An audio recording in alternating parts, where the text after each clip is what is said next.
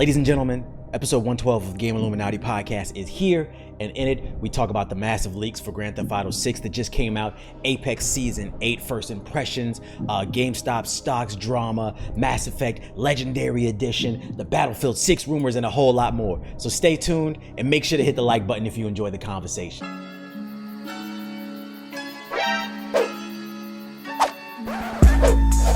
What's going on, Internet? The Black Hokage, aka TBH, and to be honest, I'd like to welcome you guys back to the Game Illuminati podcast. We are the Enlightened Gamers, and I don't know how the hell we made it to episode 112, but we did. If you're watching the video version, know this show is available on Apple, Spotify, SoundCloud, and all other major podcast platforms. Before we get into it, I'd like to remind everyone, rate this show 5 stars on Apple Podcasts. Your 5-star rating helps us move up the algorithm. Now let me introduce you to my co-host, the first of which is still the #1 ranked Yakuza streamer in 2021. Sega loves him. UTX JG the Don, say what up to the people. Yes, sir. Yes, sir. We're back again for episode 112. Dang, it's just like the crew out there, man. Shout out to 112. I thought about that to say that. But yeah, man, let's talk these games, bro. Let's talk these games. Facts. My second co-host, he's returned back to Apex Season 8, even though he swears he don't like it. He be talking shit or whatever. Ethos, say what up to the people. Loving and I hate it. What's up, everybody? Yes, sir. And our guest for today is a Patreon backer who goes by Galaxy Greg. Say what up to the people. Shout out your social medias or whatever you want. Or you say whatever. Say what up to the people, man. Yo, what's good, everybody? It's your boy Galaxy Greg, host of the Be More Nerdy podcast. You can follow me on all my socials on at Galaxy Greg, spelled GA1AXYGR3G. That's Instagram, Twitter, YouTube, and Twitch. What y'all be talking about on y'all podcast? Similar stuff, man. A lot of gaming, a lot of anime, movies, comics, all that good stuff. We our goal is to try and get as many people immersed in the Black community into some more anime and gaming and stuff. But as well as show people that the nerds of the world aren't that weird, yo. Facts. So there you go. If you're looking for another Black gaming anime podcast, there you go. What was it one more time for the people? The Be More Nerdy podcast. BMORE Nerdy podcast.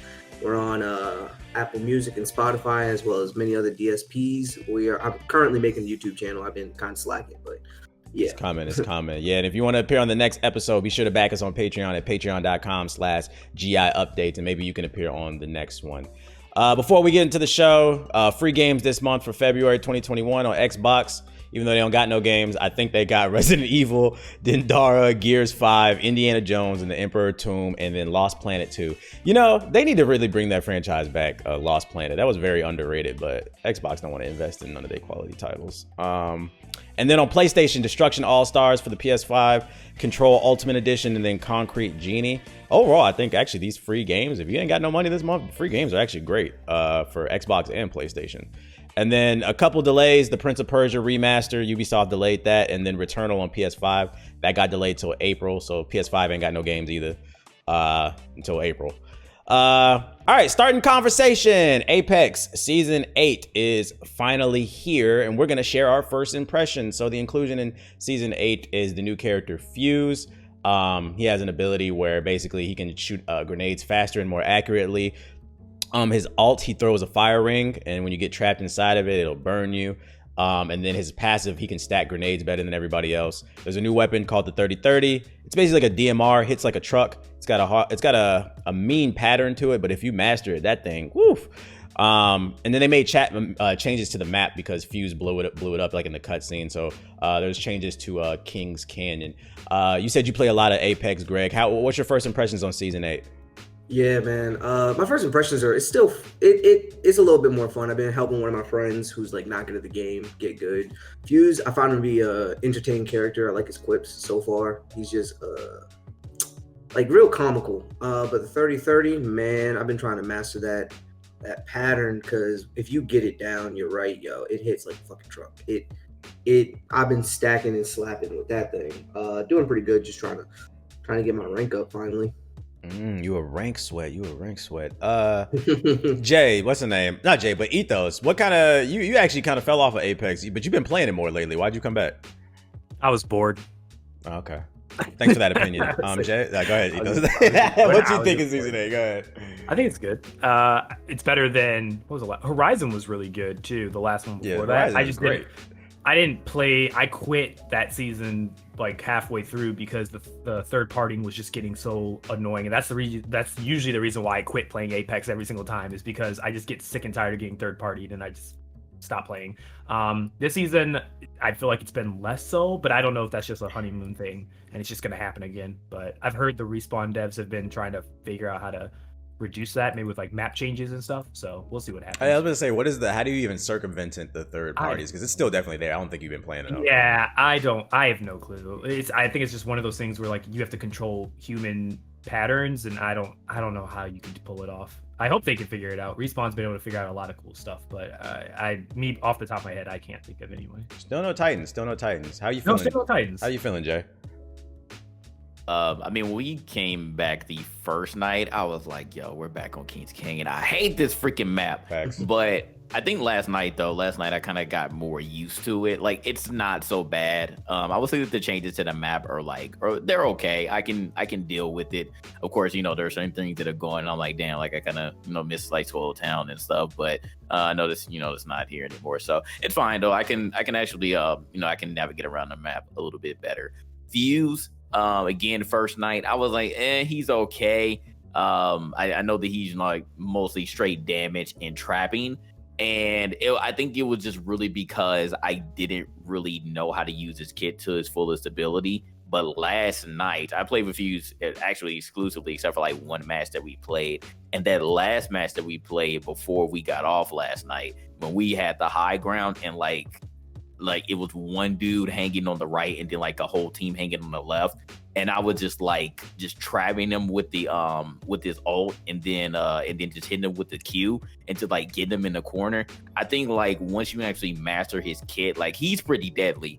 And I know that we saw in some of those matches last night as well when like blended with different characters like freaking Caustic, all they did was just trap us in the fire and then just threw caustic shields on that. So like he pairs well with a lot of characters. So like if you have one of those like deadly teams, I think you'll be able to pretty much dominate. So once you learn his kit, I think that's when he becomes like more of a top tier character. I don't know if he's going to actually be top tier once everything is said and done, but I think he's a nice mid tier. He's definitely not low tier.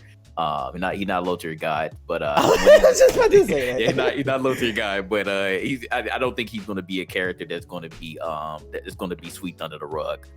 Again, it's just going to take a little bit of a learning curve to get him right. But oh my god, like especially if you had one of them on the team, the grenade spam. I know we used to get mad about that, and then they ended up having it so that you can have. I've seen more Watsons recently. yeah, but the fact that Fuse can carry 2 grenades like it was in the beginning, you can just spam a whole lot of grenades, and his range is insane. Oh my god, like that was another thing that was testing out last night. Like his range is like almost infinite, as far as he can like shoot his Q or pretty much any grenade. He shoots grenades almost like it's a bullet. It goes straight.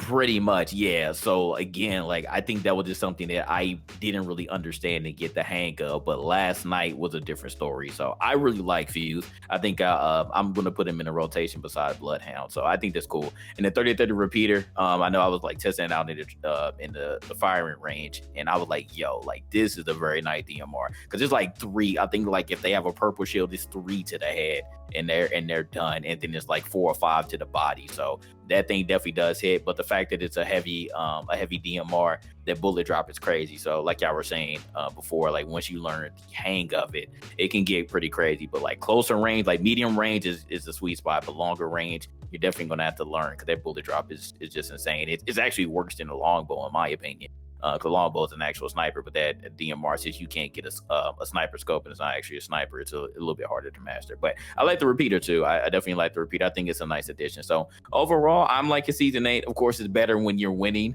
And I am looking forward to when the maps rotate again, because right now we're still playing on King's King, and I think they're going to do that for like 2 weeks. And then they're going to start rotating the maps again. So once we actually get on the other maps again, I think it's going to be even more fun. But I'm dealing with it right now. It's fine, and we getting dubs, so it's cool. I like it.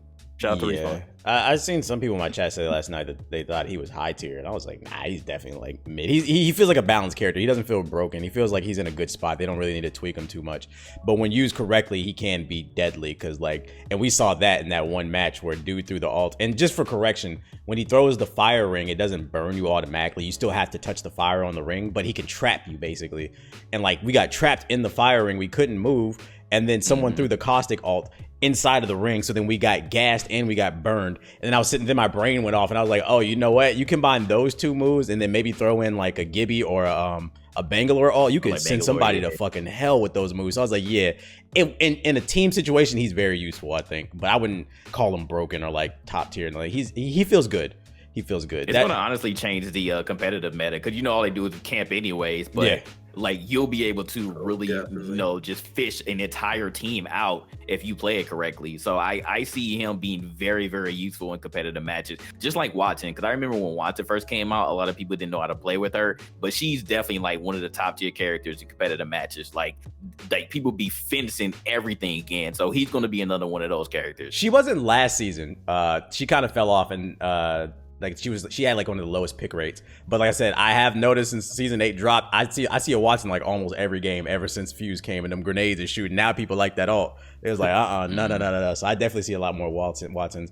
The 30-30 though, I like I said, this shit hits like a truck, but I suck with it. I got to go to the firing range and figure out that shooting pattern, because that bullet drop on it is crazy. But whenever I get hit in the face, you get like 2 shots to the face, it's over. That shit is annoying. It's fun to kill somebody with, but it ain't fun to get killed with. So I'm actually curious to see if they will leave it that way, or will they nerf it, or like it's gonna be interesting to see how they leave it alone. And then the map changes. Kings Canyon, I'm not a big fan of it, but I do like it. It feels like half the map is completely new, so it feels almost like a new map. So like, I'm enjoying it for what it is, but I agree. I still think that World's Edge is the best. It's that good balance between sniping and close range. And then I think what's the name is my second favorite, Olympus. I love World's Edge way more. This new map, I'm kind of vibing with it. I feel that new feel, but I feel like they're gonna hit the 30-30 with a smooth nerf real quick, because if you get that rhythm, it's easy to kill people. I was downing people left and right with that thing. Yeah. So I'm curious to see how the 30-30 will play when World's Edge comes in Olympus. Like, because those are a little bit more open and wide and like better for sniping. I feel like everybody's gonna use it, or will it not translate?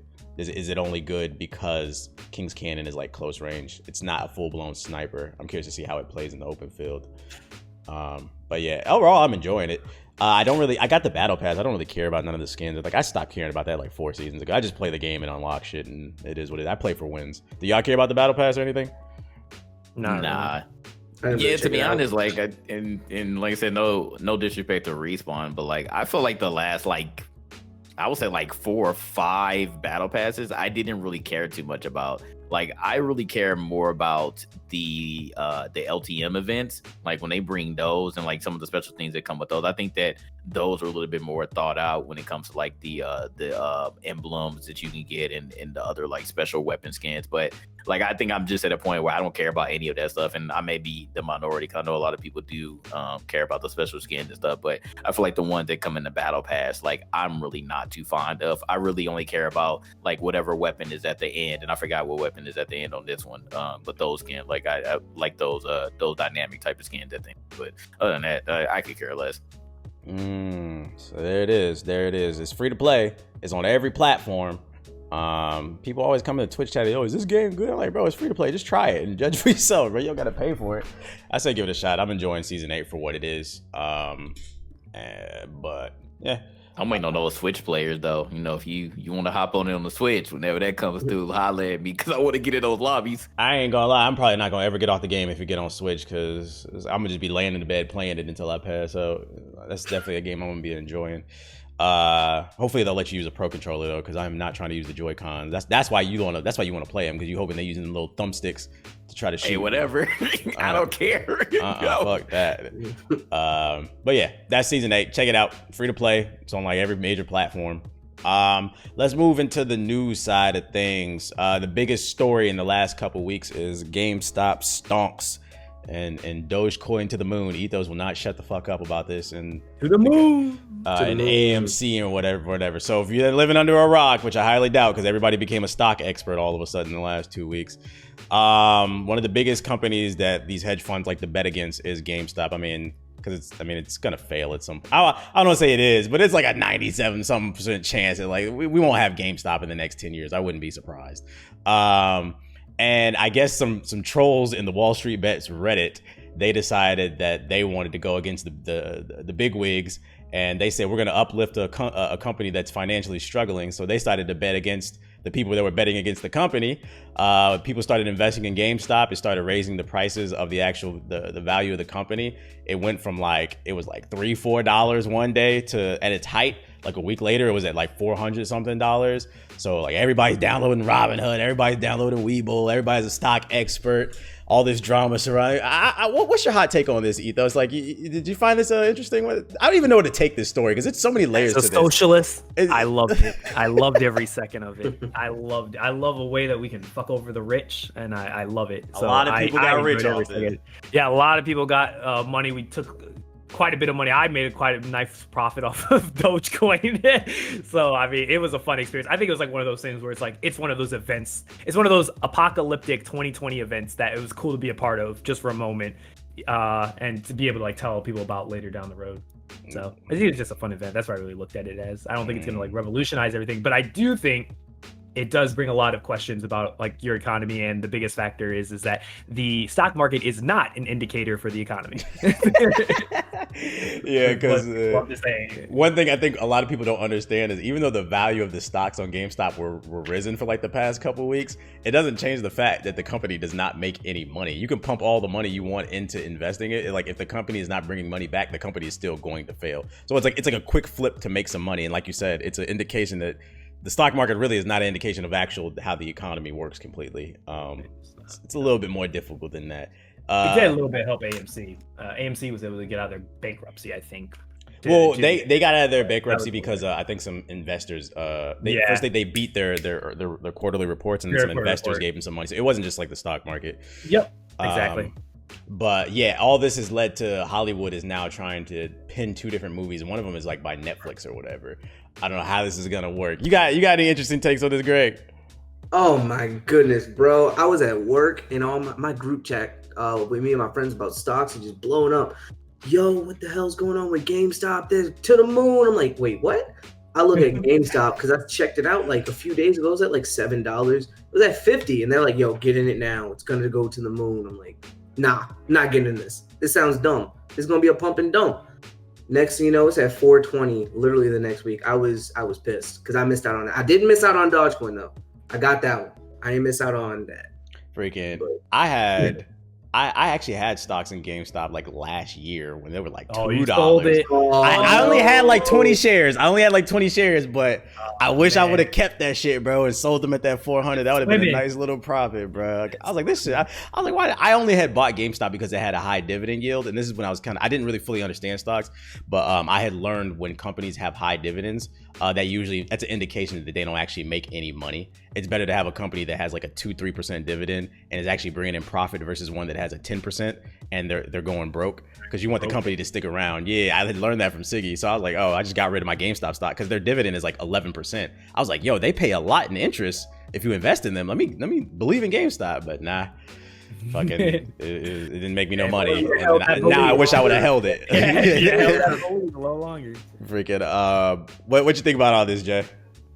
Man, I remember like when this first happened, I think everybody was just blindsided. Like we had no clue why GameStop was trending. Like one of the companies that, like you said, is not making any money. They got saved by Reggie Fils-Aimé. Then they got saved again by Microsoft. Like they're just still hanging on by a thread. And I'm like, dang, like when will y'all go down? It's not like we're betting on them going down, but the hedge funds are. But we're, as video gamers, we're not really betting on them, just ceasing to exist. But we know it's most likely going to happen sooner or later. But yeah, when this happened, like just from my standpoint, I don't know anything about stocks, and I think everybody found it, as a huge surprise that this went up, and everybody was just scrambling trying to figure out why GameStop stocks rising, and then we find out why, and we're like, yo, this is a crazy, like almost like a revolution kind of, like it really got everybody. And I wouldn't say everybody, but it got a good amount of people, especially in our community, to start paying attention to stocks. I remember in 2018, I think that's when we first started. Yeah, that's when we first started messing with Robinhood, because we started doing ads for them and stuff. And I didn't know anything about Robinhood. I just went along with what you said. I was like, okay, it's cool. It's a stock app. If you refer a friend, you get a free stock. I got a free stock, and I don't even remember what the company is now. And I know, like, sometime last year, I got an email saying that they're like, whatever company I had a stock in was going out of business, and they were telling me to sell it, whatever. And I just ignored it, because again, I don't know anything about stocks. I don't have money to be playing around like that. But for this, I think a lot of people, if you didn't know anything about stocks, everybody just started downloading Robinhood and Webull and all these other apps that just allowed you to just buy stock. Everybody did it. Everybody invested in GameStop. Then GameStop transferred to AMC because they said they were going after that. Then it transferred to BlackBerry, Nokia, you name it. It was so many stocks. You all wouldn't stop talking about it for like 2 weeks. You had to literally just mute the DM if you didn't want to talk about that. Y'all talk about stocks for so long. Yo, our group DM was going off to like 6 a.m. I was like, yo, shut the fuck up. I had to mute my phone, bro. Y'all legit didn't go to bed. We gotta make these plays, bro. Gotta make this money. Steve, me, and Siggy, we ran off. me and Siggy felt so stupid because the Twitch chat was actually telling us like 2-3 weeks ago, get GameStop, dog. It's $20. It's gonna go to 100. And I kept saying, bro, I was like, because GameStop has not been profitable in 5 years. I'm like, this company's I'm not buying that shit, bro. And they were right, bro. It went up to me. He's like, God damn it, bro. We should have bought it, dog. It's insane. It's insane. So yeah, everybody went in, and then it turned into a whole bunch of memes. Dogecoin and Elon Musk, which that man gonna get in trouble. He better stop playing around, because it's so crazy. He doing market manipulation. A lot, man. He on Clubhouse, he on Reddit, he on Discord. He's doing a lot. But yeah, like celebrities are getting into it. It was so many people. This was the biggest story for literally 2 weeks. Now the fun's over, unfortunately, because like I said, when anything like this happens and nobody has seen this before, especially the big wigs who have been stock trading for decades, who have so much money invested in this stuff, you're going to wonder what the regular people are doing. And you see that when people actually band together and make stocks that are dead rise like this, oh no, there has to be some repercussions, right? And that's what ruined the fun, man. Robinhood got under fire. I think they still got a lawsuit against them. It's crazy, like everything that happened just because we ended up just throwing hella money into all these dead stocks. It's insane. And I really hope that this is a lesson to the people, like the big wigs in the stock market. Like, y'all better stop playing around, because we know what y'all been doing forever. Like, of course you got to do your research. It's not just common knowledge, but we know how y'all been playing for decades, and we know how y'all been getting y'all money. And doing these shorts and stuff, once you actually like research all this stuff, y'all been fucking around with a lot of money. And it's just very interesting that a sort of like little revolution just by the regular everyday person who just wants to throw like $10 into a stock and see what happens to it, how it can just force up to the point where y'all got to just change the rules on this mid game. Damn, we were in the second quarter, bro. The easiest way to like explain the story for those who don't even like understand stocks, like the stuff that was going on with the Reddit and how they were manipulating the market with the GameStop and AMC and stuff, that's been going on since like forever with these hedge funds. It's just the average man didn't have the knowledge of these type of things, and it seems like the average man woke up. And I think we got a friendly reminder that we don't live in as much of a free country as you might think, because once the rich folks found out how to play their game, they was like, yo, shut that down, because that's another fucked up thing we didn't even bring up. Like the apps, they limited your ability to purchase stocks and shit. I thought we lived in a free market. Yeah, it was. We found out it was not a free market. Yeah, always. Yeah, we don't really live in a capitalist society. So, change the rules. Did y'all take a big hit? Because like a lot of the calls that I had on Robinhood immediately, since the volume was so low, just dropped. And I ended up losing money on almost all of my calls that I had for that. You be playing them options, them calls. So you be playing that risky. I don't do that shit. I made a lot of money off of AMC. I made like $1,600 off of it because I got it when it was $4, and then I sold it when it kind of like peaked. But nah, I didn't really take no hits. Oh no, I took a hit because I had only call that I made out with was Microsoft. I had a call for that one because they came up like right before. I'm so glad I sold like that day too. I only lost maybe like $20 because I had like, you know, like I said, it was very, very small. I threw like $10 here, $10 there. So I wasn't playing around with it. So no, like I said, the most I lost probably like $20 before I just got out. You take that money and put it somewhere else and you'll make your money right back. Fuck that shit. Exactly. Yeah, that's what I ended up doing. So I'm good now. Shout out to BlackBerry. I lost $30 to them. Yeah. Hey, BlackBerry went back up though yesterday.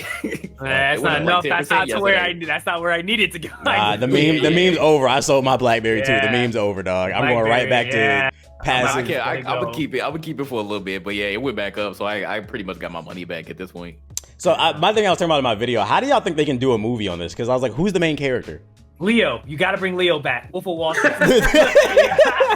Wolf of Wall Street 2. Yeah, okay, Gamestop edition. Okay. It's like it needs to be like he has to grow up. Leo grows up, but like he's like an older person now, and his son is the one who does the GameStop. Oh, he's like hacking and shit. Yeah, maybe his son could be Michael Cera or something. Yeah. No, so this is what you do. You take Leo's character. He becomes like grows like 30 years. He becomes the head of a hedge fund, and he actually is the one who's shorting GameStop. And his son finds out about it, and he says, like, goes on Reddit, says, "Hey guys, let's short GameStop the fuck over my dad," and then they take millions from him. You guys ever seen the movie The Draft? What's that about? So, no. It's a movie about one of the NFL drafts and how this dude ended up getting like hella good picks, right? I think that's how they would do it, and basically make it like how he said, like that teenage son or whatever trying to screw over his dad, but just like the power plays through Reddit and like just finessing hella people and getting people on his side. And a person here, yo, hype this up on your socials, and then to the moon. To the moon. They need to call the movie To the Moon, and then like they need to make it where like Leo has to at least one time have like a dialogue and just say, "Now we didn't know what we were doing. Was it legal? But we didn't care. We was making so much money." I need it all. Yeah, fucking.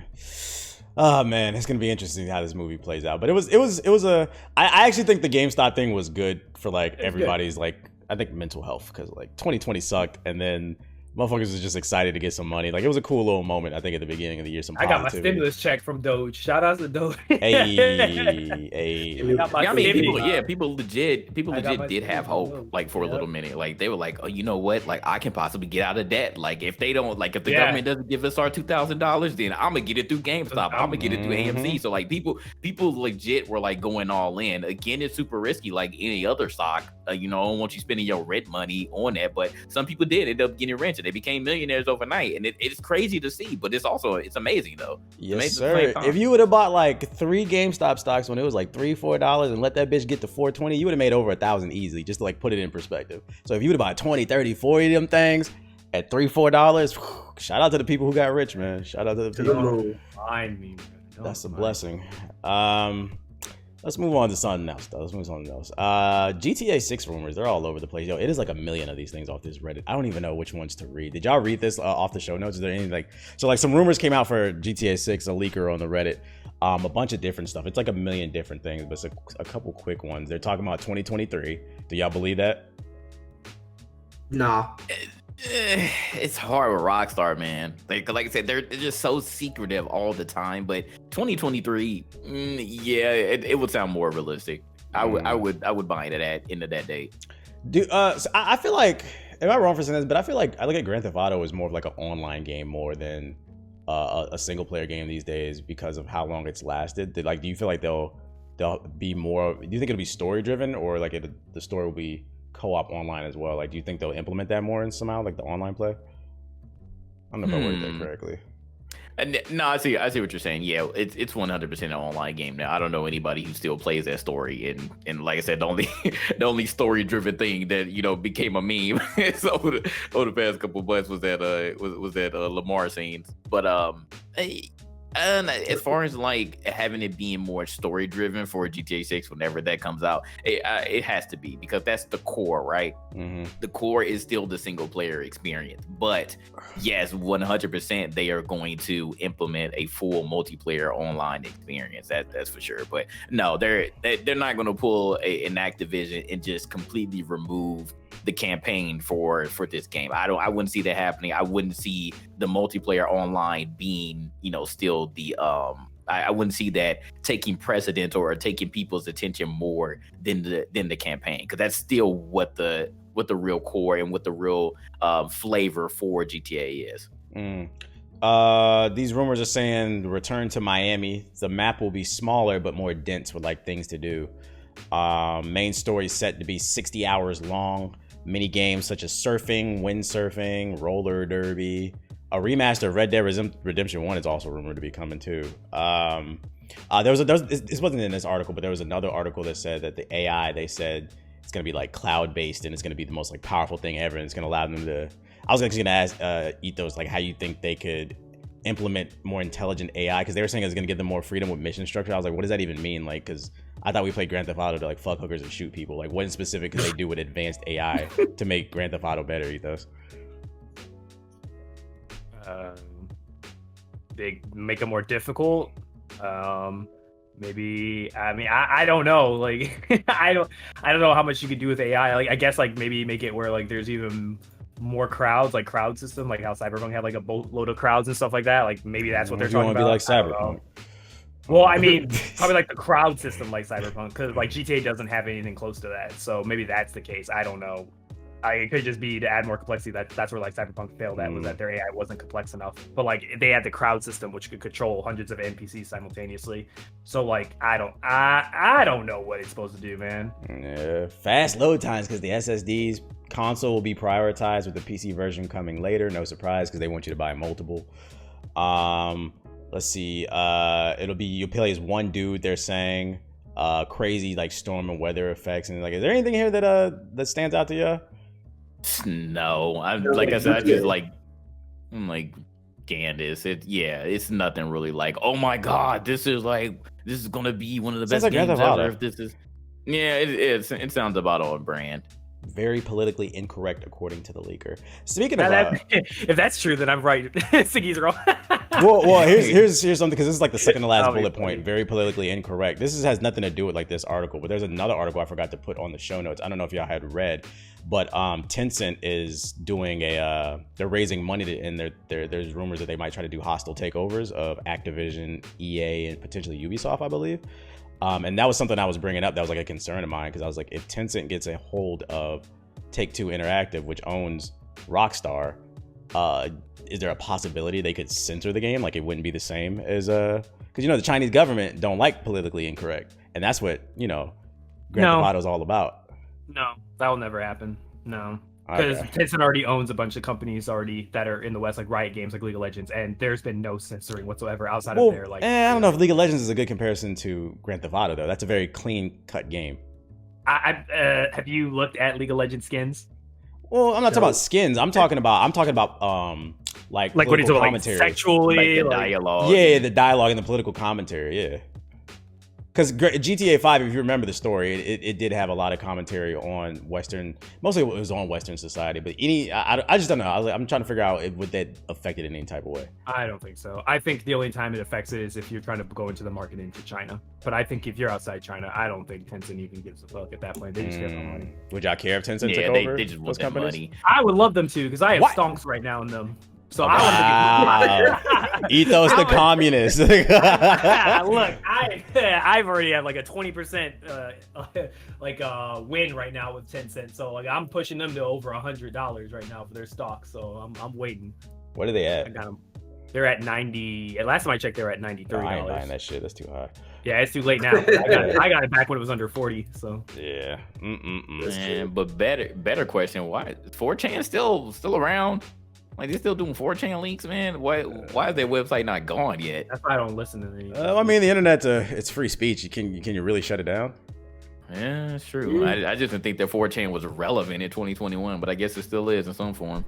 I mean, clearly, racist parties are still existing. I mean, the conversation we had before the podcast, all the people on Twitter. Yeah, that is true. All the oppression. But yeah, like none of this stuff really sounds like, too out of the ordinary. Like I would tend to believe that this is true, but then again, GTA 6 rumors, like you said, there are so many, and these have been going on for years. And if 2023 is like the targeted date, that would be, I believe, 10 whole years since the original Grand Theft Auto 5 came out on the PS3 and Xbox 360. I feel like GTA rumors have been around for like years, but like I feel like I haven't really started taking them into consideration until maybe like the last 2 years. Because there was a point on YouTube where like there were YouTubers making GTA 6 rumor videos, and that was like almost 10 years ago, and like it was so fake, and they were doing that shit for like views and shit. So I was like, I wouldn't take that type of stuff. Yeah, I wouldn't take that type of stuff into consideration. But this does look more believable because like you just mentioned, I didn't take any of this so serious. Like anything you're talking about it, like freaking like right when Red Dead Redemption 2 was about to come out, like they were still talking about GTA 6 rumors. Like what do you guys know? You guys already talking about leaking stuff, and you don't even know what the hell you're talking about.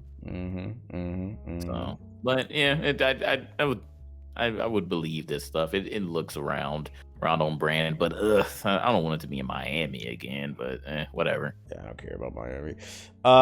Keep it. If you want to see like the full list of rumors, it's on the Gaming's Leaks and Rumors Reddit. Just search GTA 6 and you'll find it because it's a whole laundry list. Let's talk about actually Xbox. This was a big story. So, Xbox, Microsoft, they were trying to increase the price of the Xbox Live from $60 to $120, so 100%. And with not even 24 hours later, they recanted that statement, and they decided, because the internet gave crazy backlash, they decided they were not going to increase the price. Granted, the price increase was only for new customers, so if like you were already, if you could get grandfathered in as long as you stayed in the ecosystem, and it still would have been 60, but that didn't matter because at the end of the day, like people go through things. There's times where I wasn't even necessarily going through things, but it's like I'm just not playing my fucking Xbox. They don't got no games, so I'm not paying for Xbox Live. And then you mean to tell me if I shut it off when I'm finally ready to come back and play something, I gotta pay $120? Like, people lost their shit, especially with COVID going on. People are losing their jobs. Money is tight, and now you want to increase the price on the one thing people are able to enjoy while they're stuck at home, and they might not be able to. How'd you feel about this one, Jay? Man, finally people have a backbone. It is crazy because I wish we can have the same energy for like everything across the board, but we'll see. That's neither here nor there.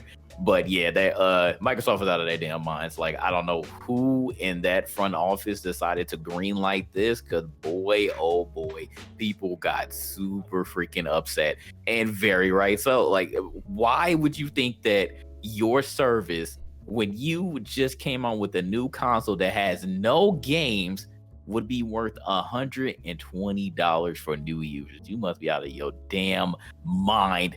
It's barely even worth $60, to be honest. Like, I don't even think this service is worth $60, but it is what it is for years upon years. Like, people like me, when I was playing Xbox 360 and didn't know any better, paid that money because, again, what else are we going to do? We want to play online with our friends, right? And that's really the same sentiment now. And I remember when Sony first went from, free for everything with the PS3 to now you had to pay $60 for PSN on there. Again, we got upset, but maybe we should have been like, hell nah, like we not paying it. And maybe Sony would have changed their mind, but we didn't. And now we have to pay for it. That's the only thing that I'm paying for. And then Nintendo followed suit. And then like, hey, you got to pay for this. And a lot of people got upset with that. But again, Nintendo continued to do it because we didn't really, give like massive negative criticism to it. Finally, they were like, oh, hell no, we got to pay $120. No, we good, bro. Like, we're not doing that. I don't care whether I've been, whether I'm an Xbox Gold customer already or not. So I'm glad that Microsoft like immediately was like, nah, we're not doing this. But I think the most important thing with this is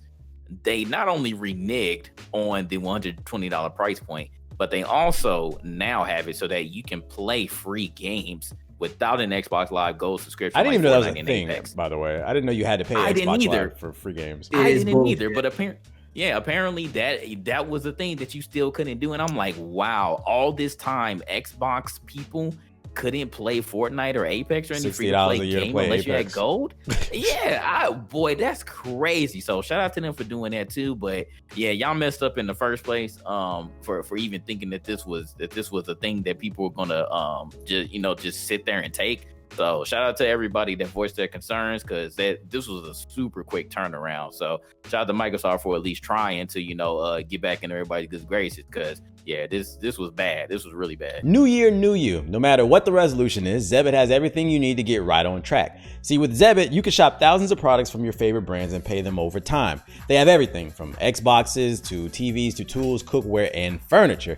And Zebit gives you the option to pay just a portion of the price at checkout, with the rest spread out over time in easy, affordable payments. Check it out. If you head on over to Zebit.com, they got all different types of cool things. Let's say you want to get the new Apple Watch. You can make a small payment up front, and then at that, over 6 months, you could just pay that new Apple Watch off, and boom, it's yours. And the best part is, Zebit even has gift cards from all your favorite places like Sephora, Bath & Body Works, and Foot Locker. With Zebit, there's no cost to join, no hidden fees, and there's no gotchas. And with flexible payment options and an amazing marketplace, Zebit is the best place to shop for everything you need this year. And since they're a sponsor of the show, get started on your 2021 goals with Zebit. Sign up to shop on Zebit today at zebit.com/GI. That's zebit.com/GI. Zebit.com/GI. What's the deal, everybody? It's UTXJG the Don, 1/3 of the Gaming Illuminati podcast. And are you unhappy with your smile? Come on, yo. It's 2021. You don't have to be anymore. We have Candid. Thousands of people are using Candid, the clear, comfortable, removable, and practically invisible aligners to help straighten their teeth. And now they love their smile. Just like Cameron. Cameron started using Candid and his life completely changed. He started going to the gym more. He started eating better. He even has better dental hygiene. His goal for his weddings was perfect teeth, and Candid got him there. And you can do it too. Candid is here to help you straighten your teeth so you can fall in love with your smile. Your treatment is prescribed and closely monitored remotely by a licensed orthodontist who's an expert in teeth movement. You'll have the same quality of care you'd get from an in-office orthodontist from the comfort and convenience of your own home. And while other companies use general dentists, Candid only works with orthodontists. With Candid, the same orthodontist who created your plan is with you from start to finish, so you never have to wonder how you're doing. The average Candid treatment is just 6 months. 6 months, people. And you'll start seeing results way before then, and it costs thousands less than traditional braces. Become your best you. Start straightening your teeth today. Right now, you can save $75 on Candid Starter Kit. Go to candidco.com/GI and use code GI. That's candidco.com/GI, code GI. Take advantage of this limited time offer to save $75 on your starter kit. candidco.com/GI, code GI. You know, it's funny too. I was reading an article right before the podcast, and apparently it was trending on Twitter. Like, apparently, a lot of people are not even happy with the Xbox Game Pass, because that's what their argument was. Like, our pass adds a lot of value, so we're increasing the price of Xbox Live. But like, I don't know if it was Polygon or somebody. Like, they did an article, and like a lot of people are just complaining on Twitter that the Xbox Game Pass ain't even that lit. It's too many. The main complaint is it's too many shitty indie games that nobody cares about. And there's not enough like high quality. I was like, so Xbox ain't got no games. But how you feel about all this, Greg? I mean, my main console is Xbox. I just built my PC probably last month, so I'm still getting used to a lot of stuff with that. But if whoever was in that front office was smoking some serious crack, I don't know, man. Like, why would you? That it doesn't make any sense to double it. Like, yeah, Game Pass is okay at best, but it's not $120 price hike. Okay. I was actually truly surprised with the amount of backlash they were getting on Twitter and Instagram and Reddit. Like, I didn't think that many people cared about Xbox. Most of the dudes I know either have a PS5 or a PC, so it was like seeing that many people like care in the Xbox community was kind of shocking. But it's probably right because, like you said, we don't got no games. I don't even think it was just the Xbox community. I think people cared, period, because it's a slippery slope, right? If we would allowed, even if you don't play on Xbox, if like the PlayStation players as well allowed them to do 120, that means there's a chance that Sony's probably gonna look at it and be like, oh well, if they can do 120, shit, let's do 120. So like, yeah, it's a competition thing. We got to keep the prices down. It's good for everybody, like across the board. So I was like, I was happy that like everybody was mad about the whole situation. What about you, Ethos? As the resident Xbox Game Pass shill, I call cap on anybody saying that the Game Pass isn't worth it. That's straight up BS. They just aren't looking into the spots they want to. There's a load of AAA games on the Xbox Game Pass, so I call cap on that entire assertion. I only have the PC one, and I still have like a boatload of AAA games I haven't gone through yet on it. I'm playing Halo right now. But I mean, I don't know. You know, they messed up, they fixed it, which is good. The whole free game thing was kind of funny that it's been a decade and like they weren't able. I think PlayStation then lets you play free-to-play games without their online system. Yes. Yeah, it's always like that. Yeah, I'm almost positive. So that's kind of surprising that like Xbox just now was like, now letting them do that. It's kind of crazy. But other than that, I mean, it's cool. I mean, I originally was about the argument too, where it's like, honestly, like I would get rid of the whole just live pass anyways and just have just the ultimate, because I feel like the ultimate is just way more value overall. But I don't know, the way they price hiked it kind of was stupid. I'd rather them just cut the whole thing altogether. Just been like, oh, you just get this one thing, that's it. No need to be confused. I think they would have got away with it if they would have increased the price to like $65 or $70 a year, and they'd be like, look, man, keeping these servers up is hard. We're just gonna get a small little price hike. I think people would have been a little upset, but they would have let it slide. But it's like they went from like trying to do that to like just straight fucking you over at 100% high price hike, and people's like, nah. Agreed. Because I remember when I first saw this, I was like, I had to really double take a look at like the initial article. I said, wait, 120.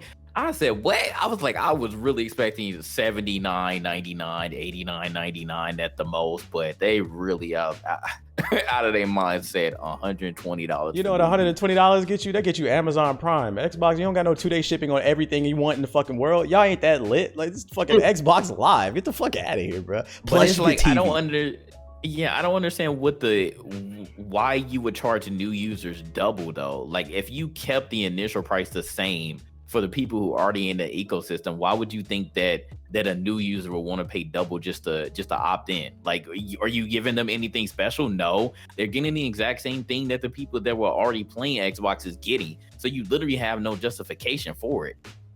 Should be told, if you do that, you can push more consumers away. Like, yeah, I can get an Xbox, but I'm not gonna be able to do nothing with it. Yeah, you know what? I'm gonna just, if I didn't have either platform, I'd be like, I'm gonna just buy a PlayStation. Like, why would I want to be on that platform where they're going to increase that type of price? But good on them for actually listening. They tried to fuck us over. They shouldn't have did it in the first place, but at least they listened. They wasn't hard-headed about it. So internet, I need y'all to do that more often. When you see things you don't like, speak on it. Like, we need to band together. I'm looking at you, 2K community. That'll never happen. I knew that was happening. It's the only basketball game out. I gotta play something. I gotta find a way to make out my mama house to the league. But anyways, Battlefield 6 rumors. There's some new ones coming out. Nothing confirmed. Take it all with a grain of salt. But according to this article, they're talking about it'll be never before seen scale in Battlefield 6. They're talking about 128 players.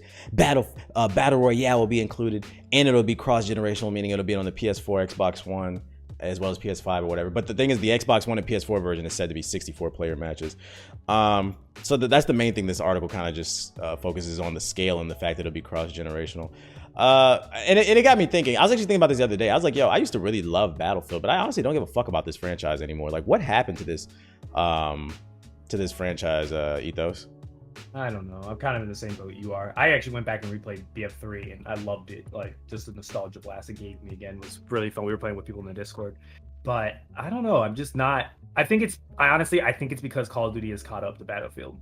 And it's surpassed it in a couple of ways in the past couple of years. And that's been the most disappointing thing. I think it started with Modern Warfare and even Black Ops Cold War. It's just like the things that Call of Duty used to get slandered for, like the graphics, the player count, the guns, that sort of thing. It's like Call of Duty since like the beginning of like 2018, 2019. I'd say Modern Warfare was one that started it. But like ever since Modern Warfare dropped, like literally like that game has exceeded Battlefield in almost every category outside of like, obviously, like I feel like the ground war isn't as good as like Battlefield's Conquest, but Black Ops Cold War has gotten better at that. Like Black Ops Cold War is like, all right, we're not just gonna copy and paste Battlefield, we'll come with our own little twists and stuff like that. And now like now in like Black Ops Cold War, you have massive player counts. You have the battle royale games where now like having big player counts isn't a selling point anymore. Battle royales are now like it's just a mode. It's just a mode, and people are used to having 20 people playing. So like, unless you're putting some impressive like real scale warfare of thousands of people playing, or like tons of AI with real people all playing and it's like becomes a real war simulator. I just don't see how BF6 is gonna like. Yeah, it's just gonna be another Battlefield game. When I thought about it, I think I got tired of Battlefield. I used to love it because I felt like it was a nice change of pace from Call of Duty, because I felt like they were innovating enough on the first-person shooter front. They put their own little twist on it, but I feel like they got complacent. I feel like Battlefield has been the same game for the most part with a new coat of paint. It's like, okay, this Battlefield 6 rumor. 120. Yeah, it's because you live long enough to become the villain. That's the way to put it. It too much of its former self, like a new coat of paint, and I'm not really like okay. From, like 128 players. 5, That's cool. Okay. So we could just play Conquest again. I feel like they haven't. I feel like the last time they tried something new, and the last time I really had fun with Battlefield was in Hardline, and people shat on that game because it only had 40 guns in it. But at least they were trying things. I had fun with that game. But like these other ones, like Battlefield 5, I didn't care. Like it was Battlefield 3 and 4 with a World War II coat of paint. We just on Conquest again. Like I think if they take the Planet Side tour route where like it's like some big ass warfare shit where it's like factions, that would be kind of fire. And like you would literally have to be like super coordinated. But I don't know what other way I agree. Call of Duty caught up. Maybe like they could maybe do like what like Tarkov does. Like maybe if they add a level of customization to the guns where it's like insane, like the individual pieces that you can customize, maybe that would help bring it some new life. But like they got to do something different. I feel like if this is a reboot, a soft reboot or something of Battlefield, they got to come with like some crazy new stuff that's like really, really pushing it. Like they got to do basically what like Modern Warfare did for Call of Duty. They got to do the exact same thing for Battlefield. Nothing less will be accepted. So there you have it. What do you think, Greg? I mean, I always liked Battlefield. I feel like their decline started probably when I started college with Battlefield 1. That's when Call of Duty started catching up. Especially Battlefield 1 was just lackluster. It had a lot of that. It was like painting a rock gold. It looked good, but it ain't feel good. So at that point, I kind of fell off, and everyone's been telling me that it's been just declining since. But I really like Battlefield 4 and Battlefield 3. Those were really fun. You know, the large scale back then was something to be reckoned with. It was great. The memes you could make on that game too. But now it's just kind of like I hear about it and I was kind of initially excited, and I thought about like Yeah. What about you, Jay? Yeah, I would have to agree with Greg. Like, I think Battlefield 1 was definitely the regression, and we all felt it too. Because I remember when we went to E3 and we played Battlefield 1, we were like, "Oh, this is cool." And then, like, when we got home and it finally came out, we was like, "Nah, like that ain't it." Yeah, Titanfall 2 was because I actually think we were more excited about that when it came out. But when Battlefield or when DICE and Activision were basically battling, it was like, "Hey, you went to the past? All right, I'm gonna go back to the past." Nobody wants to play World War I and World War II games anymore. I think that was really why like Battlefield stayed where it was, and Call of Duty was like, okay, like, all right, we went back to World War I, World War II. We're gonna go back to present time. We're gonna go back to the future, and because this is what people wanted. Like people didn't want us to go back to the past. So we're gonna Who the go fuck back wanted to ride a horse time. into a gunfight? Exactly. It was really bad. We're charged with really a bayonet. The fuck out of here. Yeah, nobody wants to play that. And the fact that like after DICE did Battlefield 1, then they did Battlefield 5, and it was like, all right, well, we're not going back to present. We're going to still stay in we're going to do World War II. I was like, oh, come on, man. Me and Ethos was so disappointed. But I will say that Battlefield 5 was still fun when I played it, but it still didn't give me the same feeling as Battlefield. Well, it wasn't that long. But it still didn't give me the same feeling. I could probably say the same for you, Ethos and UTBH, as we had when we played Battlefield 3 and Battlefield 4 once they got it to work. 3, 4, like, and Hardline were like the highlights for me. Yeah. And I would agree with you also when you talked about like DICE just hasn't been innovative enough with the previous two Battlefield games. Because I remember Battlefield 3, like, yes, Conquest on PC was a big thing. We never seen that scale before. Battlefield 4 with the Levolution was a big thing at the time when it worked. Battlefield 3, when they were like, okay, like we gave you Conquest, but we're going to give you close quarters now. And like close quarters was hella fun. And we brought new guns and it was just a bunch of new stuff. And I felt like that's what made it super fun. But then just going back in the past and giving us the same old games didn't really make anything fun. But it was really just to the fact that, at least in my opinion, that they went back to World War I and World War II. They need to go back to the present, and hopefully, if some of these Battlefield 6 rumors are real, that they just go back to what the roots were and what really got me into playing Battlefield more than Call of Duty at the time. Facts. When did it say on the rumor when it was supposed to come out? I don't think so. Probably like this fall, if I had to guess, though, because they're talking about PS5 or whatever. It's coming out this fall. That's what EA Earning Call said, that they have it coming out this holiday, 2021. I want them to do good, because that means everything else is going to do good. So I need y'all to get it together, EA. I'm happy Call of Duty got better. I'm really happy that Call of Duty got actually really fun and really good. I had that epiphany last night when I was playing zombies. I'm like, yo, I've really been on Call of Duty a lot more lately. I was telling JG, I was like, I'm not gonna lie, I can't remember the last time like JG, Siggy, and I we played a Call of Duty this late into its life cycle. Like, we're in February and we're still playing the game. Usually we get sick of it by like December or January, but we're still playing it and still loving it. So man, December's the best time to play Call of Duty. That's when all the kids get it for Christmas and you can pub stomp. Yes, sir. That's every game too. I think it's because Call of Duty gives you so much value for $60. So it makes sense. So yeah, those is Battlefield 6 rumors. Look out for that. We're gonna see. First trailer for Mass Effect Legendary Edition dropped the other day. For those unaware, they are remastering Mass Effect's original trilogy. All 3 games plus 60 plus pieces of DLC will be in it. I think only one piece will not be in it. They're improving like the lighting, some like the textures and stuff. It's not a full-blown remake, but more of like a traditional remaster, just kind of cleaning up the textures a little bit, making it look a little bit more modern, boosting the resolution and the frame rate. JG, I know you really love Mass Effect. I know you really love that scene where you run into Garrus. What did the trailer? Do you care? It's supposed to drop May 14th. Did it do anything for you?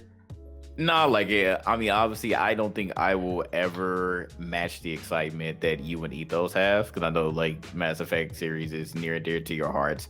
But I am excited for it. I literally have no choice now. What's this edition is coming out to it? The best version to play it. Yeah, to finally play it. So because I know that you all did tell me in the very beginning, and I mean, Mass Effect 2 on the PC wasn't bad, because I played a couple hours of that on the PC. But I know you all said that Mass Effect 1 did not age well at all. So I'm hoping that when I do get a chance to start from the beginning and play Mass Effect 1, that it'll be fine when I do play it. But like I said, I wasn't like super excited about here it comes, they're finally showing something, and it comes out in May. So hopefully, if nothing else like big drops around that time, I can finally like sit there and really dive in and start from the beginning, and I'll stream it so everybody can sit there and react to the parts that I don't know anything about and call me dumb. Like, why man, dog, that's a poor character right there. Why you not react? I'm gonna be like, all right, whatever. I'm like, whatever, man. I don't know what the hell is going on, but I'm excited. I'm excited to get into it. So when May comes around, I hope that y'all, whoever's listening, that y'all watch. Just for clarification too, there will not be the multiplayer, Mass Effect 3's multiplayer in it. If you get any of y'all were looking for, it's strictly just the single player stuff. Why not? They said they wanted to focus on just cleaning up the original games. Because you all liked that mode, didn't you? That mode was it was good. It was underrated. I always bragged about it. It was underrated. Yeah. All right. But I don't. But my thing is like, I don't think anybody really played Mass. It was a pleasant surprise in Mass Effect 3. But nobody played Mass Effect for the multiplayer. It's a story-driven game. Yeah, just a quick question before you all go on with your opinions. From what you all remember, like not doing any of the like crazy side stuff, how long would you all guesstimate that the games are? 100 hours. For no, Negro. That's if you do like the side missions and stuff. From what I remember, to do the side mission. No, he said don't. He said don't. I'm not doing it. Okay. So from what I remember, because I remember I did do one rush playthrough like on every game. It's probably like 20 to 30 hours if you just run through the game. Okay, I'm capping. Okay. You can finish Mass Effect 1 in under 20 hours. See, yeah, it's not that long, the main story. Mass Effect 2 and 3 are longer. The thing is, the side missions are so good. They feel like they're part of the main missions. And then also, you want to do the side missions, especially in the second one, when the suicide mission comes. Like, you want to do them, trust me. You want to do them. You're going to fuck up your whole playthrough if you don't. I would say Ghost of Tsushima borrowed a lot from Mass Effect in the sense that, like I said, the side missions matter just as much as the main ones. Yeah. Okay, I just wanted just a general scale, but all right, cool. Yeah, if you just play the main stuff, you're not like in just some of the important side stuff, and you kind of like stay away from the like really just stupid stuff, then like you probably could finish all of it in 50 hours. Yeah. Yeah, because I remember Ace ran through all 3 games in like a week. I think he just ran through. He sat down. Yeah, he ran through it in like a week. Yeah, nonstop. All right, cool. But I think if you genuinely enjoy the world and the story, you're gonna want to do the side missions. Yeah, you won't feel Ace gotta go fast. Yeah. Any hot takes on this Greg Mass Effect remaster? Nah, man, I never played Mass Effect. The one I came in on was Andromeda, and that was okay. But Yeah, I've heard Ethos talk very highly of it, so I'm definitely going to give it a look, see, and yeah, hopefully it lives up to its hype. Yeah. What about you, Ethos? Anything? I love it, so I'm just gonna play. Yeah, I don't care what's coming out when that game comes out. I'm playing it again. I knew you nerds were gonna freaking I'm do that. You're gonna play it again. I don't care if Battlefield 6 comes out the same day. We running through it, baby. They could drop a cyberpunk. They could drop a cyberpunk like overhaul patch, and I'm still gonna play Mass Effect. I know that you all played probably each game multiple times. So can you all think of like a run that you haven't done that you? I'm gonna do the same thing again. I'm gonna do the same thing again. I'm gonna play. I'm gonna play the same exact classes that I played, but here's how in depth the game is. I beat Mass Effect 1 11 times, and every time I found new shit in the game, dog. Like I'm telling you, like the game has so much. And then on top of that, I only played like 2-3 different classes. I think there's like 5 or 6. There's like 6. Yeah, they had a new one in 2 and 3. There's so many different ways you could play the game. It's like a lot of these games nowadays are so influenced by Mass Effect, and people just don't know because they didn't play them. Do you know how you played Cyberpunk and you opened up the skills menu and you were like, oh my fucking god? It's like that for Mass Effect. Especially in Mass Effect 1. Yeah, especially in Mass Effect 1. It's like Mass Effect 1, yeah. They simplified a little bit more in 2 and 3, but 1's gonna be a lot like that, like holy shit. There's a lot of skill trees and a lot of items and stuff. But I think the skills are cooler in Mass Effect though, so. Oh yeah, I mean you can fling people. You can't. Yeah, like if you liked Anthem's like kind of prime and detonator system, you'll like Mass Effect. Because that's literally what they copied it from. Yeah, because I remember I did that on Andromeda too. That's why like I really like that combat. I know that you all like story wise, you all didn't like it as much as the original 3, but I like that combat a lot. Yeah, if you enjoyed Andromeda's combat and you want it, but you want a good story, that's basically the original story, the original trilogy. Yeah. So we gonna see. Okay. We gonna see. May 14th, that they said that's supposed to drop. So we're excited for that. New KOTOR is being made, but it's not Knights of the Old Republic. It's not being developed by Bioware EA. Do you have any insider take on this, Ethos? Because I never actually played KOTOR. Here's my spicy take. Here's my spicy. Go ahead. I love that series. It was a prelude to Mass Effect, so you could kind of thank KOTOR for Mass Effect because that's how they inspired. From the footage I've seen, it looks like it. Yeah. I wish, honestly, as well as Jade Empire.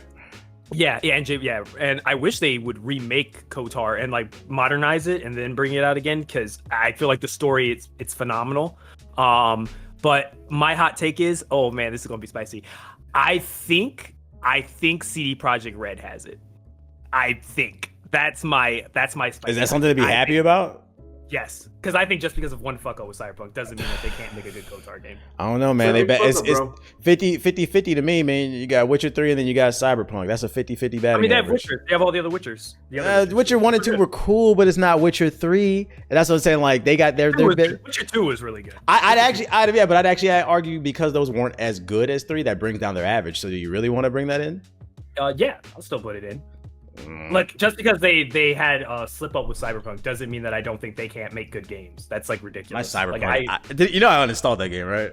Yeah, I heard somebody told me that you fucked up. You had only 2 minutes left and you would have beat the game. The ending was so boring, bro. I was like, you this had shit a bad is ending. whack. You had a bad ending. I'm not playing through another 50 hours to get a good one. Nope. Well, you don't need to. You could just rerun the last mission again. I'm not doing it. I'm good. It's like, you know how the suicide mission was? No, because you know, I was already pissed. I don't know if you had watched my video. I was already pissed, and the final boss fight glitched on me. Yeah, the whole playthrough was a clusterfuck. Even Chaos was like, "Yo, it was wild watching your shit on stream." I was like, "Bro, this game is ass. I don't want to play this shit, dog." I'm telling you, that's you, bro. Like all the technical issues that you can experience. Yeah, me and JD, like I didn't have that problem. Yeah, I got the bug curse. Control everything else, bro. Every time, bro. I don't know about that shit. At least time you didn't bite on fucking Xbox. If they get KOTOR, I gotta see some gameplay. I think my spicy take is I think KOTOR has it or Bethesda has it, because it seems like they pick someone who has the RPG base, and those are the two I would first pick to run it. I would be very concerned if Ubisoft got it, but I think they're gonna pick like a very like RPG pedigree studio. So I think it's gonna be either. See, if it's not EA, if it's not Bioware, the only ones I can think of right now in the market that could do it is CD Projekt Red and Bethesda. That's the only two. I can't think of another one unless there's a studio I'm not considering. But I don't think. What about Obsidian? They just made a. Outer Lands or whatever. I would actually, out of everything, I would love Obsidian to get it. Obsidian actually makes more sense. Yeah, they could do the best job. Bethesda to grab it, but for sure. Yeah, the thing is, Obsidian's working on like what 3 games right now. Like they have a lot of games on there. So that's why I'm like, I don't know if they have time to do another one. But maybe if it's like so early on. Okay, so yeah, I'll change it around. I'd rather want Obsidian first, then CD Projekt Red, then Bethesda, like far last. Very far last. I let Bioware give a second shot to it before I'd have to let Bethesda do it. So I don't know. I'm trying to think if there's any other studio, but I can't. Does anybody else care about KOTOR? I really don't, because I didn't play it. I always heard it was good, but like I wanted to. I'm only gonna play if there's a remaster. It's aged. Honestly, it's one of those like if you want to the story's really good. I'd watch it. I believe it. Yeah, just watch it on YouTube. Yeah, unfortunately, I wouldn't recommend playing it. It's aged pretty poorly. Yeah, I never played it either, so I have no opinion on it. No opinion. Just waiting to see. That's my little 5 minutes to say, hey, people should give Star Wars: The Old Republic a shot because it has some of the best writing in all of Star Wars. That's my little spiel. That's my spiel. All right. This one actually crossed my timeline literally right before I started the show, so I threw it on there. So this is a conversation we've actually had before. I don't know if it was side thing. Can I ask a side topic real quick? Go ahead. You played Hitman 3, right? Yeah. I'm thinking about buying it. Is it worth it? Is it fun? Is it good? Is it good like I just can't get into that franchise, bro. And I like stealth games. I like Splinter Cell. I like Ghost Recon, but like I just can't get into. What is it? Like, do you think I would like I loved Hitman 2016. I think so if you like 2016, you'll like it. It's the same fucking game. It's just new missions. Ooh, okay. Because I played 2016. It's the same exact game. I didn't see anything different with it other than it was new missions. But was I there personally any, like, issues with it or no. Like, were the So same I don't think it's bad. It's like a C to me. I don't think it's bad. I just can't get into it because I think Agent 47 is boring. The story's boring. And then like a lot of the gameplay, I don't know, like. Well, did you play the other Hitmans like 2016? Yeah, like I said, I don't think it's a bad game. I just don't think it's for me. Okay, yeah, because I was kind of actually low-key excited about the story after playing Hitman 2, so I guess I'll have to. I think you'll like it. It's one of those things I don't think is for me. Is it worth, like, do you feel like it's worth the money of it? Like, do you think $60? Hell no. The game's only like 5 hours. Oh, but it's the replayability. Like, does it have a lot of replayability? Yeah, that's what people were telling me too. It's the replayability. See, that's the thing. I don't give a fuck about that shit. But yeah, if you don't care and you want to replay, then yeah, go for it. But other than that, I would say wait for the price. Yeah, I like spending hours. Like you could beat it in one sitting probably. Okay, cool. All right, sorry. You can go to the next. No, you good. I was staring at it on the Epic Games Store, and I was like, I'm gonna buy this thing, I think, and I was just checking it out. It is what it is. What was I say? Oh, so yeah, this is something I think we talked about on a previous podcast, like why more games don't use the Nemesis system from Mordor. And it's interesting because this article came across my timeline, and apparently, WB Warner Bros. Interactive, it's because they've patented the actual technology and the concept behind the Nemesis system in Shadow of Mordor. And the patent doesn't end until 2035. So if any game developer wants to use a system similar to Shadow of Wars, you would have to either pay a licensing fee or let it go. Do y'all see this becoming a trend? Like, does this bother you? Do you care anything about this? Yeah, definitely. I see this becoming a trend when, someone makes something really innovative, because that patenting game mechanics, that's wild. Because come on, you gotta admit the Nemesis system was freaking amazing. It was something completely new. Like sparing people and having them come back is something stronger, or being terrified of seeing you if you keep messing with them. Do y'all think if Respawn patented like some of their wall running mechanics and stuff, Call of Duty like Black Ops 3 would have never came out? Like I don't know what came out. I don't like this.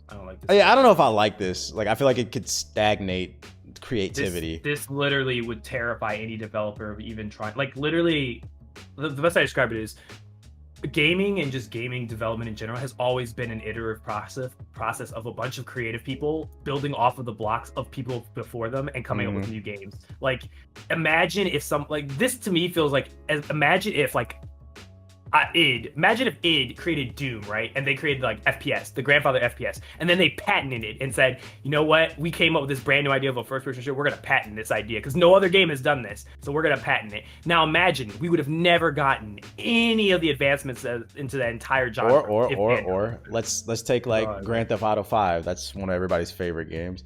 One of the people's favorite things to do is all the different activities in it. What if, like, I don't know, Topspin tennis game, they patented the technology behind their tennis, then you couldn't get tennis in Grand Theft Auto, or Tiger Woods patented, or EA patented their golf, or 2K, so you couldn't get golf in freaking. I mean, there's a recent example of that. Like, do you remember Crazy Taxi? Yeah. You know why there hasn't been a new Crazy Taxi? Why?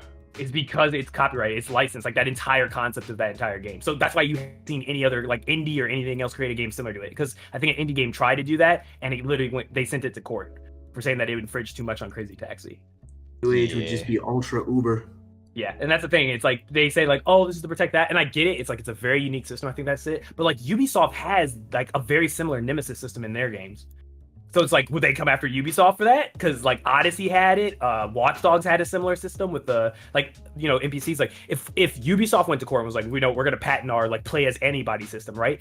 Now like, well shit, like if I wanted to make a game and I had an idea, like it was like, oh, I was inspired by Watch Dogs Legion, but I want to make it better. I want to come up with something like a cool twist to it. They could take me to court for that. Like they could be like, no, this is too close to our original system. We're gonna take you to court. Now like, you know, you're stunning my creativity. I can't come up with something new. I think, you know, it's funny too. I think it stunts creativity across the board, not just from competition, but from inside as well, because they could use it as a weapon in the sense that like, oh, you know, why do we need to innovate our own games that much when we have this technology patented? You know, in Shadow of Mordor 3, you know, this is the only place you're going to be able to get it, so we're going to force only you. WB games is going to have the Nemesis. Yeah, like it's like, yeah, it's like, and they know, and they don't even, let's say they don't even like innovate it, like what you're saying. Like, what if they don't even like try to improve it or make it better? They use it as a carrot to dangle over your head versus actually trying to innovate. Yeah. And that like, because the only way, because think of it, like that's why Call of Duty innovated. It was because, you know, other games looked at Call of Duty formula and said, let's see if we can make it better. That's why Call of Duty has constantly had to innovate and make itself better. Like that sort of innovation is important to the industry. And if you have people out here trying to patent every single thing that they make unique, right? Like I have, like for example, I have something in Samurai Zero I've been working on the past week. It's something I've never seen in a video game before. No other video game has done it before. Now imagine I go to court, right? And I'm like, you know what? No one has ever done this system before. I'm gonna go to court and I'm gonna make a patent for it, and I don't want no one else to ever use this type of system. Like it's ridiculous. It's just ridiculous. Because then I'm like stunning other people who be like, yo, I was really inspired by this game, but I'm not gonna touch it or I'm not gonna go close to it. So it's a freaking game mechanic. I don't know. What about you, Jay? How you feeling about this? Yeah, I mean, I don't understand this one either. It's like I understand if you made something innovative and you're proud of it and you spent a lot of development time on it, that's fine. But I can't really think of from a logical standpoint why you would want to patent it besides just trying to get money off of other people if they want to use the system. And I agree with you all. Like if they're going to patent it, what they did already, you all better be finding ways to further innovate on it and be willing to, you know, bring us some more games. If it's not within the Shadow series or another series that you all are making, because I want to see this system being further implemented in the games. It's not going to make any sense for you all to patent it and then we're not getting any more games, or it's going to be a huge time period before we get another game. And like, just think about what if these new games come out, maybe it's not even in the Shadow series and you don't even have a Nemesis system anymore. Then what? Like, I feel like it's just sitting there, just collecting dust at that point. So I really hope that they are truly thinking about this. Again, I understand if like this is your baby, you're like super duper proud about this Nemesis system. I remember Ethos was saying like when Shadow of War and Shadow of Mordor came out, like it was like that was one of like your favorite system, like one of your most innovative systems that you've seen in a video game in a long time, and you praised it to the high heavens, and I like it too. But I just don't think that getting a patent on it was the right move. Like you were saying, like it just I feel like it just stunts like what another company could do to, you know, just further innovate on something that you created. It's fine, like, you know, like paying homage, saying, yeah, we got this from WB, which a lot of people don't do in the gaming industry, unfortunately. But it's like I don't think that it's a problem for another company to just further build off of something that you created. Till 2035. So don't expect the Nemesis system in any other game unless a company pays a very hefty fee, and I don't think anybody's going to pay a fee for one specific game mechanic and hope that it sells their game. Because it's almost like in the rap community, it's almost like sampling now. Like, oh, you want to sample, you have to pay a clearance fee. Nah, motherfuckers is not trying to do that. So I hope your next game is really good, because it's funny, the last one wasn't that great with all the microtransactions. Just to finish the damn game. And I still ain't finished that game either. PTSD, Me too, bro. PTSD. WB Games done lost their damn mind. You live long enough to become the villain. Speaking of villains, the media is trying to make Ninja into one, and I know our residential SGW warrior here, JG, is gonna love to touch on this topic. Go! So Ninja did an interview, and they asked him, I think it was with the New York Times, and they were asking him about teaching about racism and white privilege, and he said it wasn't his job to teach your kids. Basically, this is what he said in the interview. Ninja said it all comes down to parenting. You want to know who your kid is? Listen to him when he's playing video games when he thinks you're not. Here's another thing: how does a white kid know he has white privilege if his parents never teach him or they don't talk about racism? Ninja went on to say that it's not his job to teach kids about cultural topics related to race because his first instinct is to assume he's being trolled in the chat. If they're gaming and their first interaction with racism is one of their friends saying the N-word and they have no idea what it is, what if it was on my stream, Ninja asked. Is it my job to have this conversation with this kid? No, because the first thing that's going on in my head is the kid is doing all this on purpose to troll me. If someone says a racial slur on someone else's stream, it could potentially get the streamer banned. It's awful, but it's the first thing I think of. Is there any other notable quotes? Oh, that was about the gist of it. So Jay, what's your take on all this? I mean, I think I've bashed Ninja on things that he said in the past, but for the initial thing that he said, that it's not his job to teach kids about racism as a parent, he's absolutely right. He's 100% correct. Like, I would not come to Ninja and be like, yo, like, you got to teach my daughter about racism. It's my job. It's my wife's job to teach our kids about it. And that's the majority of the problem. I feel like a lot of things which have been instilled, unfortunately, from generation to generation, especially when we're talking about racism and being ignorant to everything, it comes down to the parents. A lot of parents teach their kids about this, and a lot of parents don't teach their kids about anything. And they're growing up, especially in the previous like 2 generations, I would say, they grow up with the internet, they grow up with TV, they grow up with social media.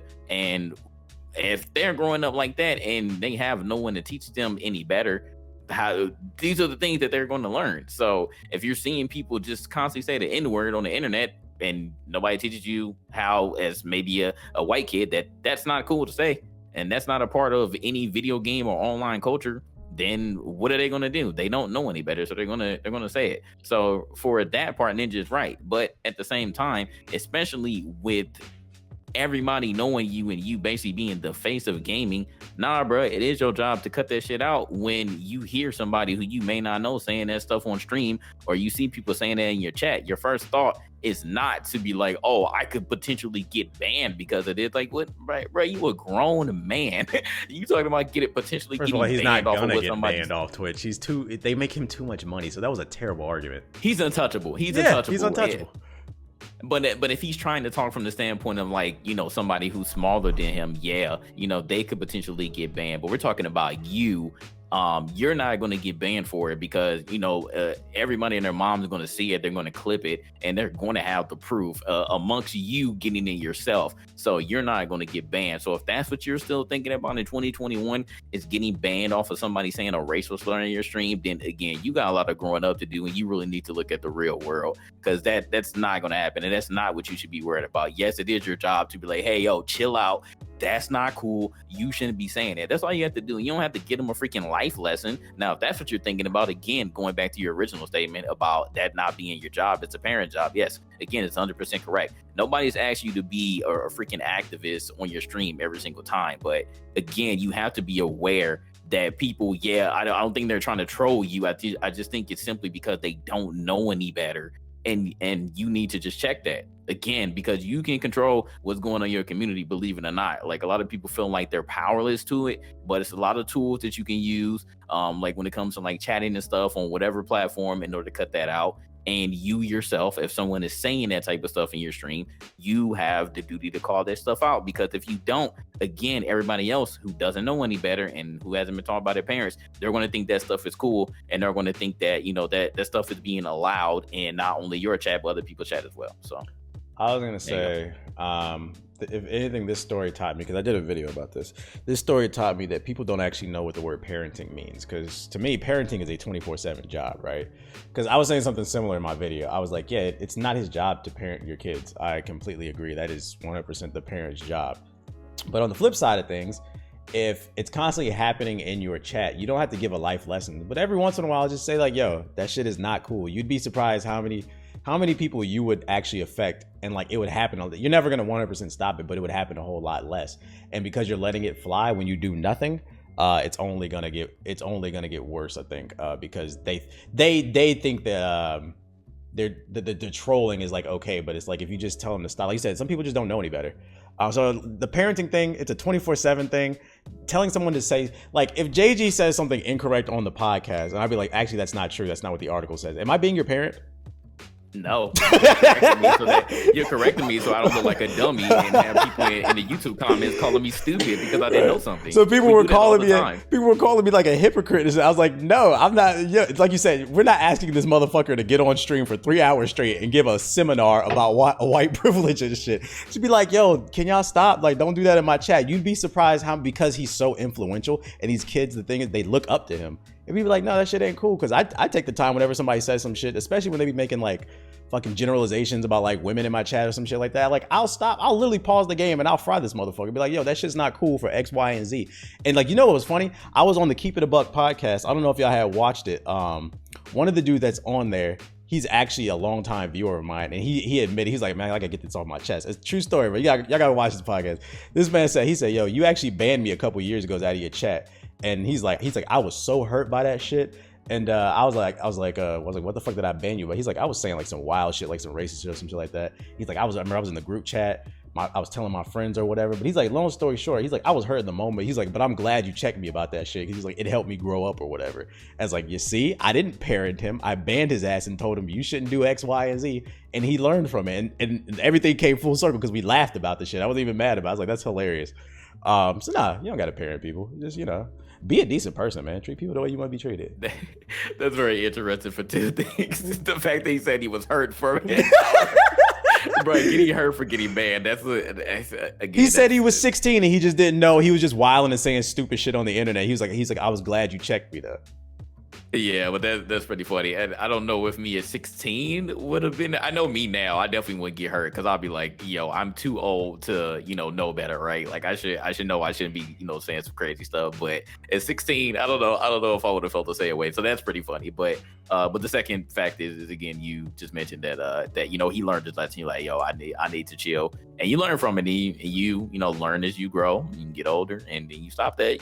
Stop that same behavior. So if that was a life lesson, then again, like you just said, Ninja can do the exact same thing. You ain't gotta give no seminar, but you can be like, yo, that's not cool, and a lot of people will follow that and they'll stop. Here's another perspective too. Saying that you are not everybody's parent is under the assumption we're all playing with the same deck of cards. You might be that one person that they need to hear it from because people don't got parents. Like not all of us got are no blessed. daddy. Yeah, yeah. Like people are not as especially most people don't got daddy. So like they would listen to you because you're a man. They look up to you. They watching you. But he just doesn't want to get banned. Any takes on this, Greg?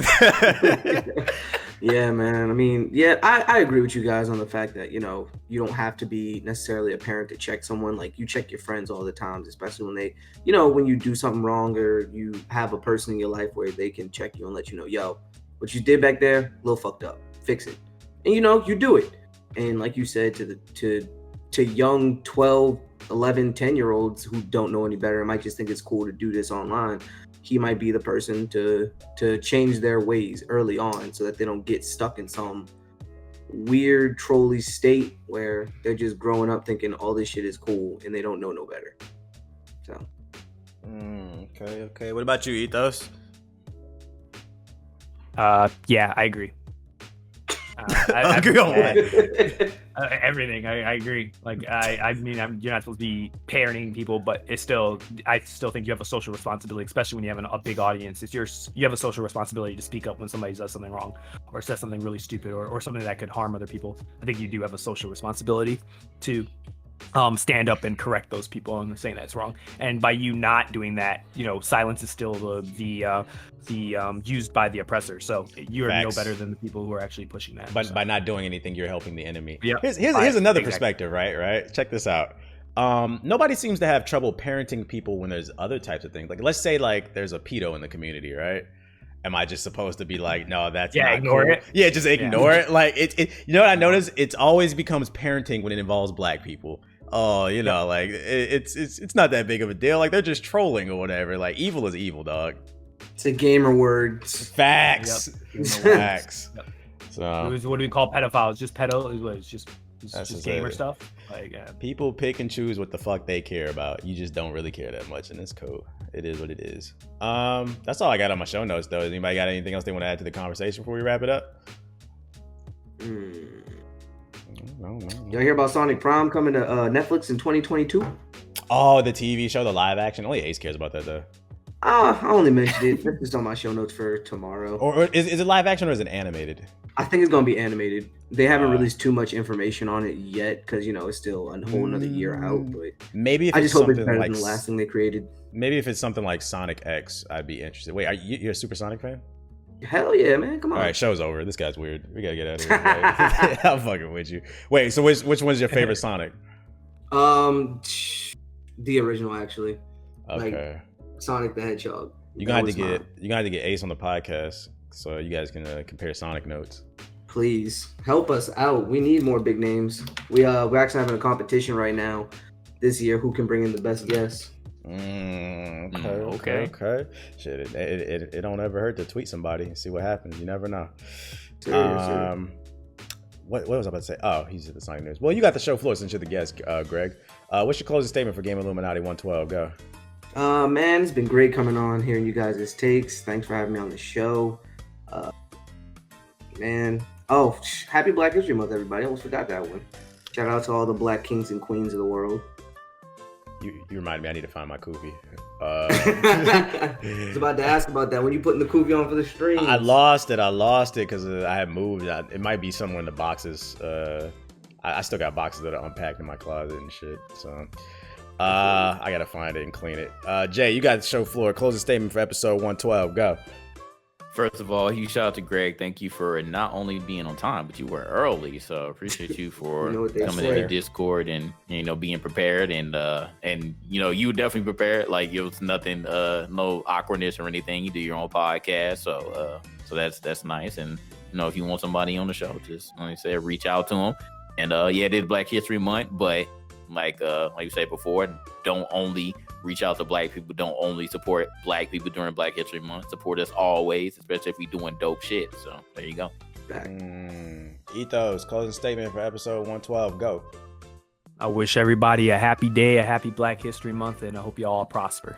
Okay. My closing statement for episode 112 is this episode came out quite sweet. Which is funny because, like JG said, it's episode 112, peaches and cream. Anyways, I appreciate everybody coming through, checking out the show. If you're watching the video version, please be sure to leave a like on the video. If you made it to the end of the podcast, leave a comment in the comment section below saying Ninja's my daddy. And if you're watching the audio version, please remember to rate the show 5 stars to help us move up the algorithm. Other than that, we'll see you guys on the next episode of the GI Podcast. Peace.